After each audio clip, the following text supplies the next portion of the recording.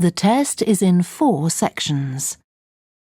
At the end of the test, you will be given 10 minutes to transfer your answers to an answer sheet.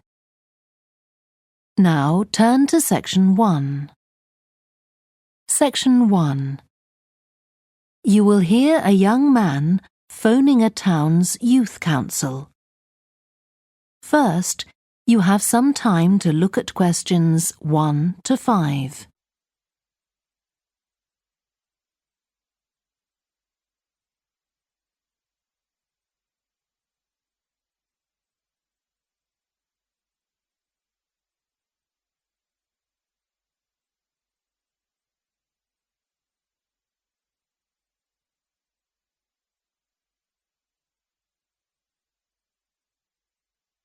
You will see that there is an example that has been done for you.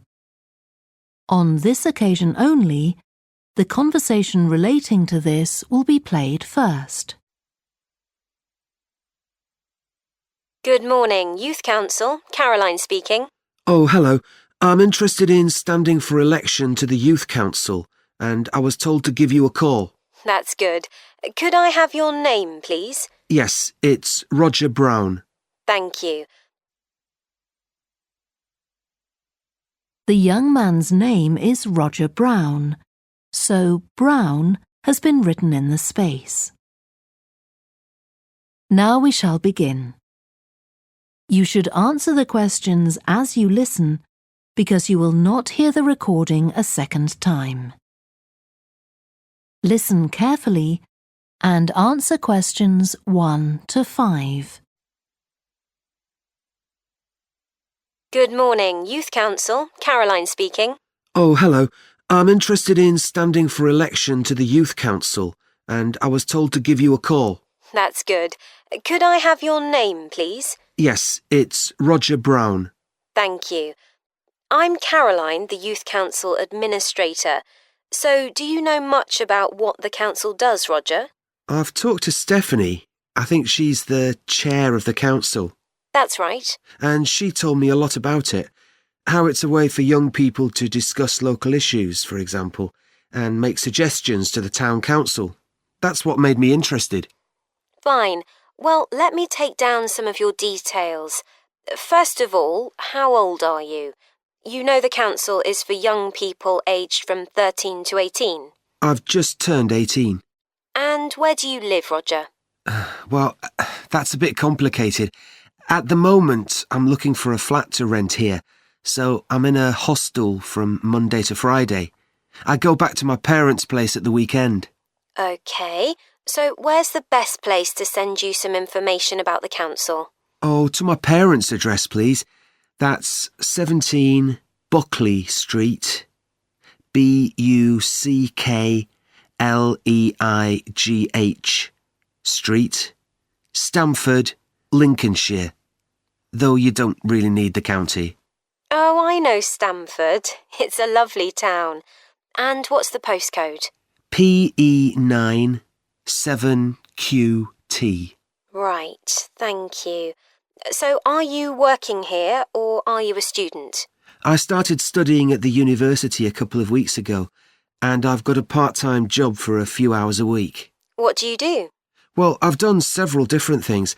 I've just finished a short-term contract as a courier, and now I'm working as a waiter in one of the big hotels. Uh-huh.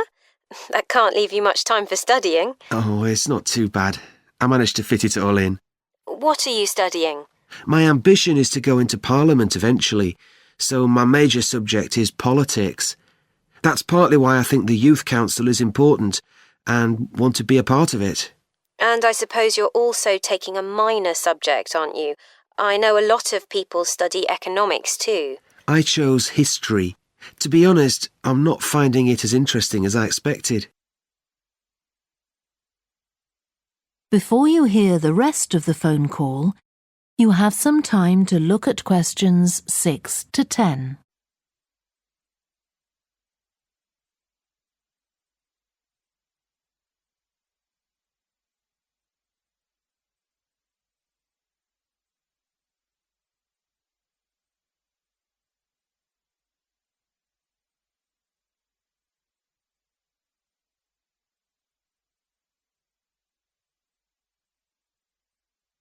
Now listen and answer questions 6 to 10. OK, so with your studying and your part-time job, do you have time for any other interests or hobbies? Well, I spend quite a lot of time cycling, both around town to get to university and to work, and also long distance, from here to London, for instance. That's pretty impressive. Anything else? For relaxation, I'm also keen on the cinema. I used to go at least once a week, but I can't manage to go so often now. Right. Are you sure you'll have enough time for the Youth Council? Yes, I've worked out that I can afford to reduce my hours at work, and that will make the time. So is there any particular aspect of the Youth Council's work that appeals to you, Roger? Well, my sister is blind, so I'm particularly interested in working with disabled young people to try and improve the quality of their lives. That's great. Well, the best way to get involved is to be nominated by some people who you know. Right. Can you tell me how to set about organising that? You should talk to Jeffrey, our elections officer. I can arrange a meeting in the council office with him, if you like. Yes, please. He'll be here next Monday, if that suits you. That's the 14th, isn't it? Yes. I can manage late afternoon. Would you like to suggest a time? He generally leaves around 5:30. Well, would 4:30 be okay? My last class finishes at 4, so I'd have plenty of time to get to your office. Right, that's fine. Oh, and could I have a phone number we can contact you on? Yes, my mobile number's 07788 136 711. Thank you. Well, we'll look forward to seeing you next week. Thanks very much. Goodbye. Bye. That is the end of section 1. You now have half a minute to check your answers.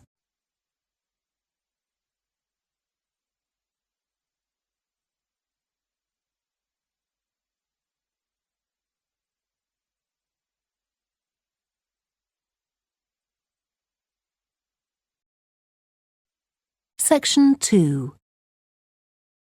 You will hear a woman who works in a theatre talking to 2 new staff members on their first day of work. First, you have some time to look at questions 11 to 16.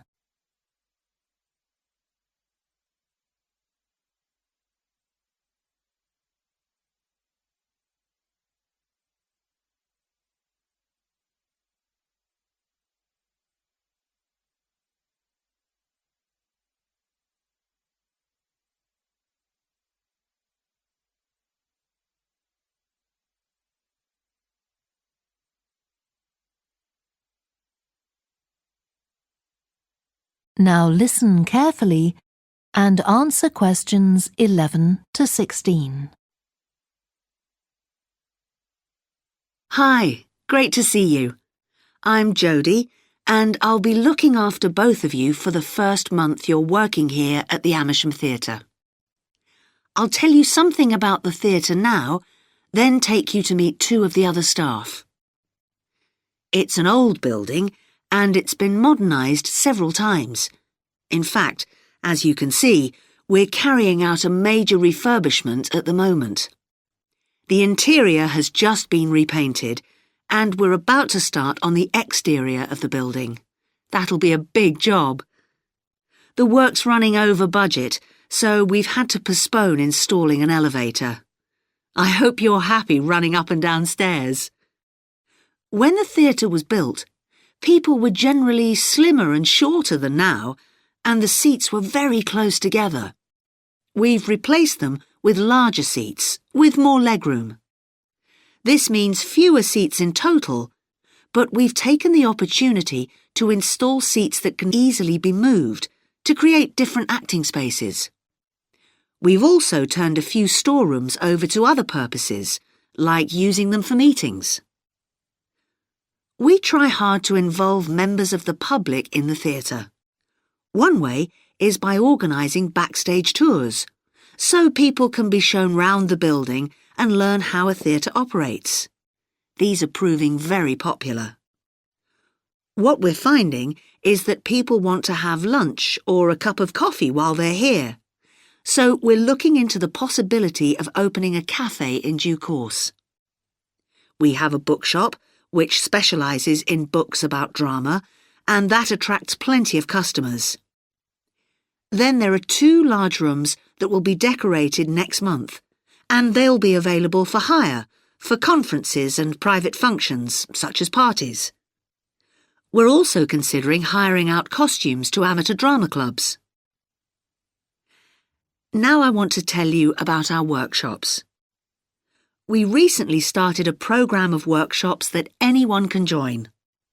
Eventually, we intend to run courses in acting, but we're waiting until we've got the right people in place as trainers. That's proving more difficult than we'd expected.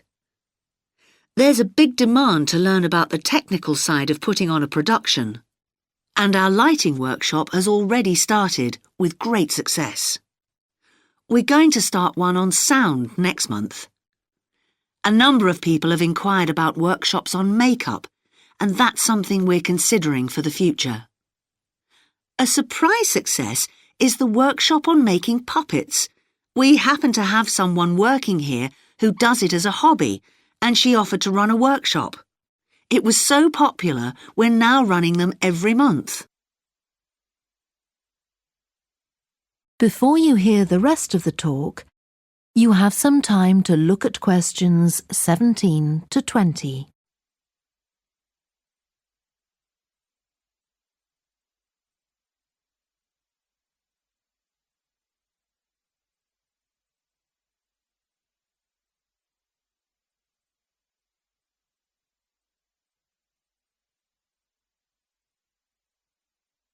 Now listen and answer questions 17 to 20.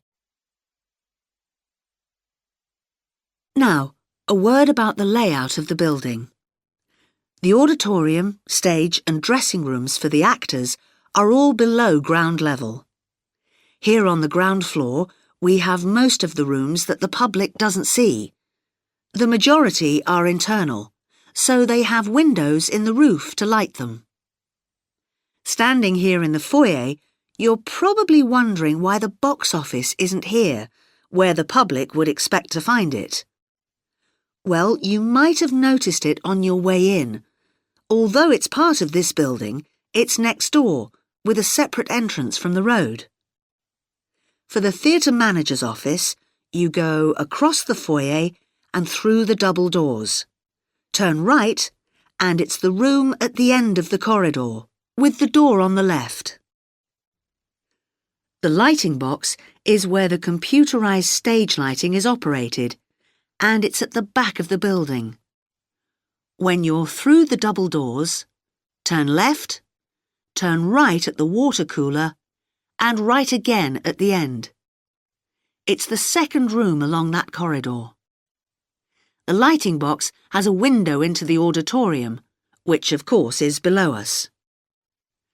The artistic director's office is through the double doors, turn right, and it's the first room you come to on the right-hand side.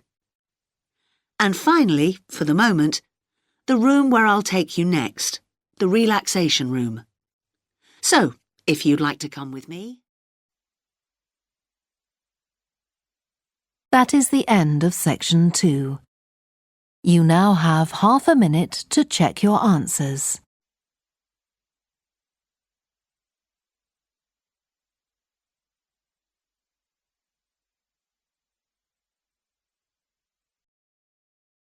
Section 3. You will hear 2 biology students called Helen and Colin talking about the report they are writing on their recent field trip to a seaside area called Rocky Bay. First, you have some time to look at questions 21 to 26.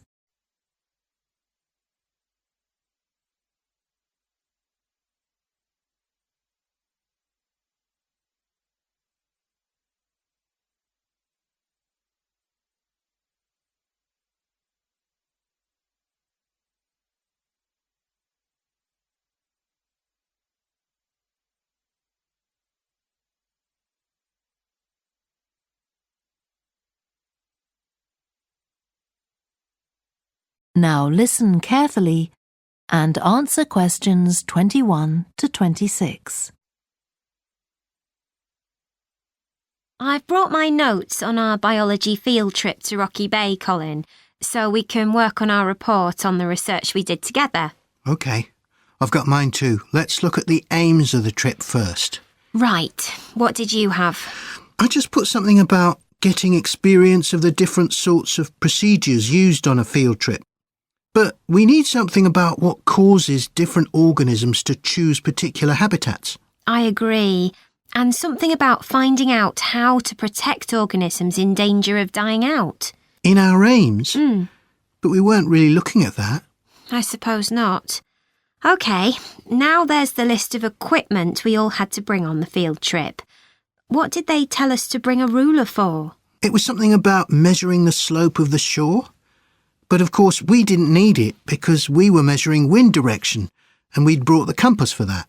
But not the piece of string to hold up in the air. Didn't Mr. Blake make a fuss about us leaving that behind? Yeah, he does go on. Anyway, it was easy to get one from another of the students. Now, the next section's the procedure. I sent you the draft of that. Yeah, it was clear, but I don't think we need all these details of what time we left and what time we got back and how we divided up the different research tasks. OK, I'll look at that again. Then we have to describe our method of investigation in detail. So let's begin with how we measured wave speed. I was surprised how straightforward that was. I'd expected us to have some sort of high-tech device, not just stand there and count the number of waves per minute. Not very precise, but I suppose it was good enough. But the way we measured the amount of salt was interesting. In the water from the rock pools? Yeah. Oh, I wanted to check the chemicals we used in the lab when we analysed those samples. Was it potassium chromate and silver nitrate? That's right. OK. And we need the map of the seashore. You just left that to me. And I had to do it while the tide was low. Well, that was OK, but the place I started it from was down on the beach. Then I realised I should have gone up higher to get better visibility, so I had to start all over again. But at least I'd got the squared paper, or I'd have had problems drawing it all to scale. Yeah, it looks good. We could get a map of the region off the internet and see if we need to make any changes. I had a look, but I couldn't find anything. But you took some pictures, didn't you? Yeah, I'll email you them if you want. OK, I'll make my amendments using those. Then I can scan it into our report. Great! Before you hear the rest of the discussion, you have some time to look at questions 27 to 30.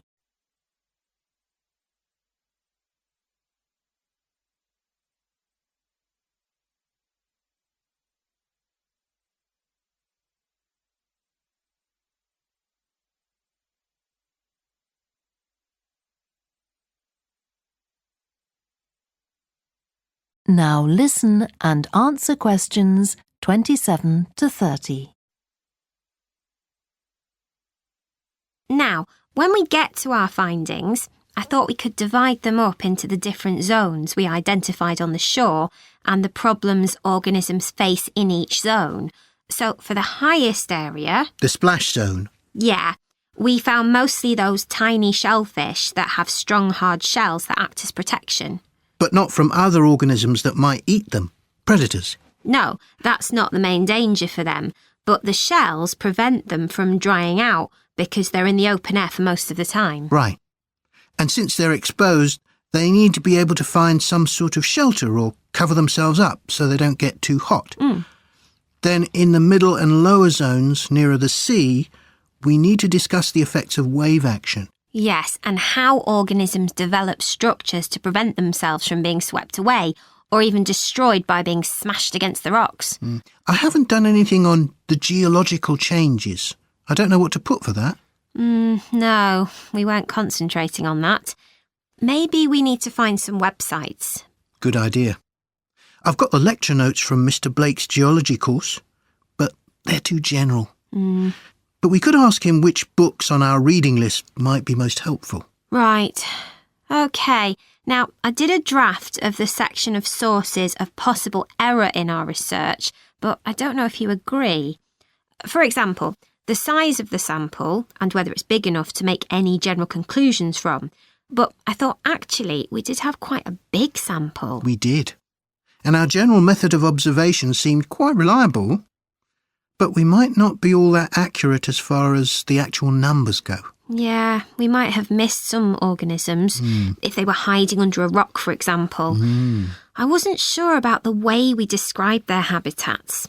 I decided it was probably OK. Yeah, and the descriptions we gave of the smaller organisms, they weren't very detailed, but they were adequate in this context. I'm not sure we identified all the species correctly, though. OK, we'd better mention that. Now, how are we going to... That is the end of section 3. You now have half a minute to check your answers.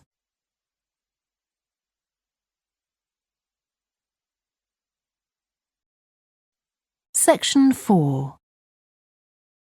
You will hear part of a lecture to students of architecture about the design of a public building. First, you have some time to look at questions 31 to 40.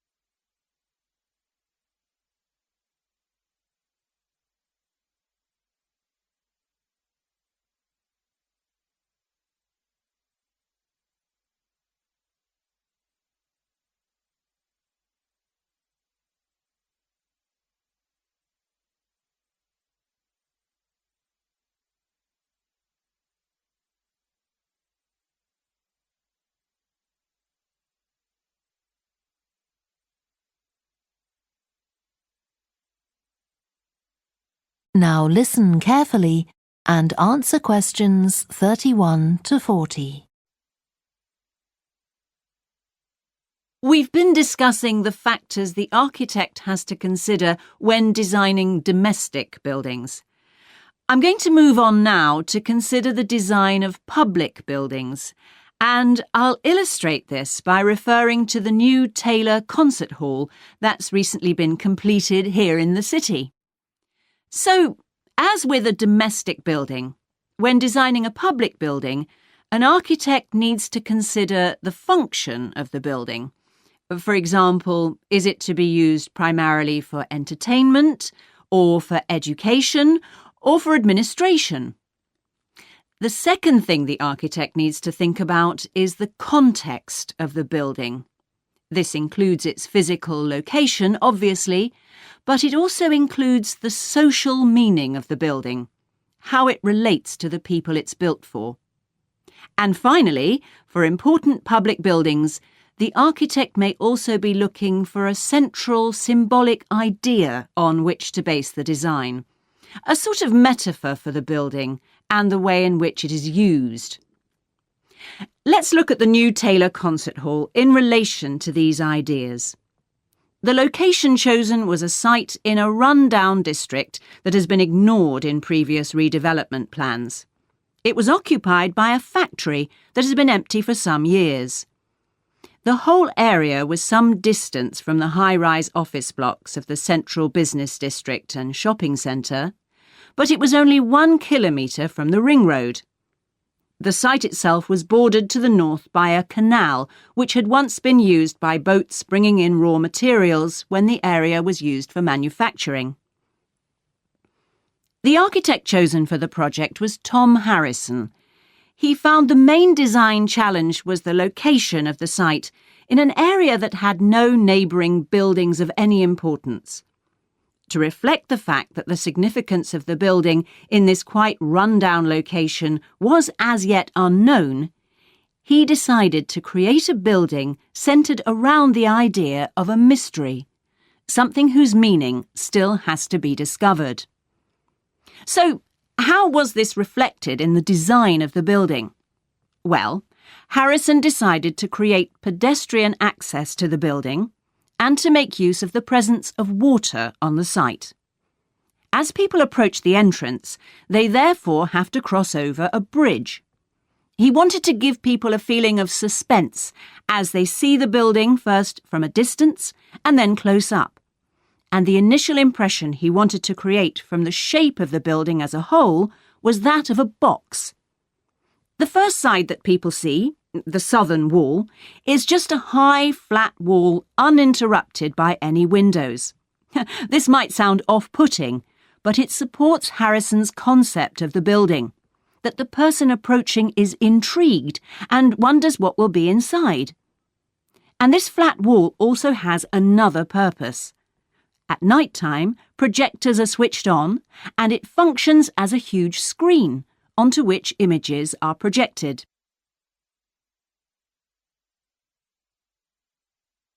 The auditorium itself seats 1,500 people. The floors supported by 10 massive pads.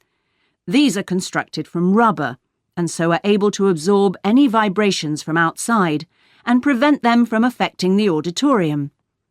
The walls are made of several layers of honey-coloured wood, all sourced from local beech trees. In order to improve the acoustic properties of the auditorium and to amplify the sound, they are not straight, they are curved. The acoustics are also adjustable according to the size of orchestra and the type of music being played. In order to achieve this, there are 9 movable panels in the ceiling above the orchestra, which are all individually motorised. And the walls also have curtains, which can be opened or closed to change the acoustics. The reaction of the public to the new building has generally been positive. However, the evaluation of some critics has been less enthusiastic.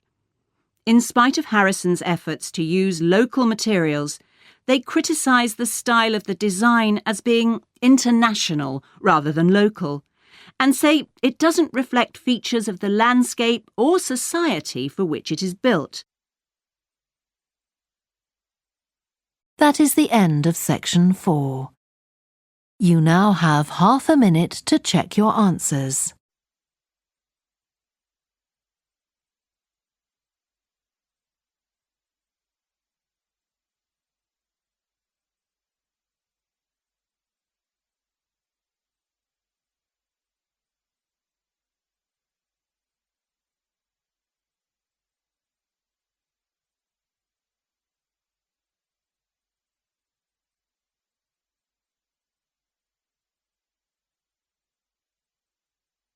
That is the end of the listening test.